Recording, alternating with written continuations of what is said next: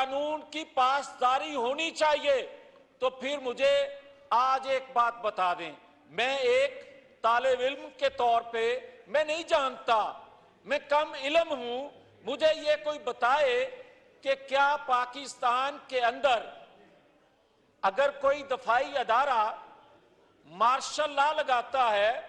तो उसको आईनी कवर देने वाली ये पार्लियामेंट है या साथ वाली बिल्डिंग में बैठे मोहतरम जज साहबान हैं? और क्या अगर आर्टिकल 6 आइन तोड़ने वाले जर्नैलों पे लगना चाहिए, जो हमने एक दफा लगाया और उसके असरात अभी तक भुगत रहे हैं, मगर क्या उसको कवर देने वाले जो जज साहबान हैं उन पे आर्टिकल 6 नहीं लग सकता? क्या वो आइन तोड़ने वालों को तहफ़्फ़ुज़ नहीं देते? और कल एक बात हुई है, कल एक वजीर कानून साहब ने एतराफ किया कि हमें मजबूर किया गया, साबक जो अदारे के सरबराह थे और उनके कहने पे 2 जजेस को हमने वोट किया, जूनियर जजेस को, और वो आज सुप्रीम कोर्ट के जज हैं। मैं गुजारिश करूंगा जी कि अगर अब किसी पर्दादारी की तो जरूरत नहीं है, उनके नाम बता देने चाहिए, उन दोनों जजेस के नाम बताने चाहिए, और किस बना पे साबका सरबराह जो थे अदारे के, किस वजह से उन्होंने वो 2 नाम दिए, और उनका हदूद दरबा जो है वो इस पार्लियामेंट को पता चलना चाहिए, इनके इल्म में होना चाहिए कि वो हमारी पाकिस्तानी कौम की किस्मत के फैसले करने वाले जो हैं। और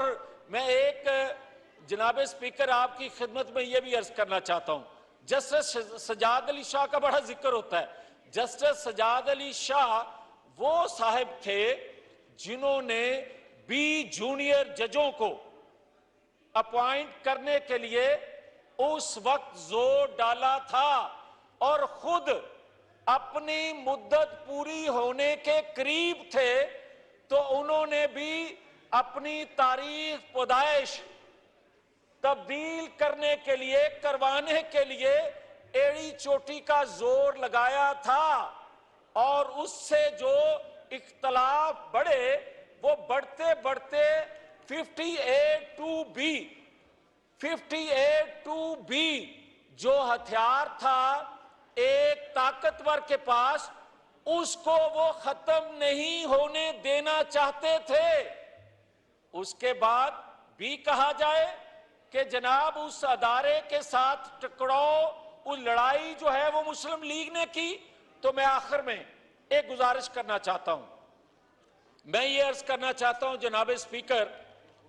कि जस्टिस शौकत सिद्दीकी, उसका क्या गुनाह है? आप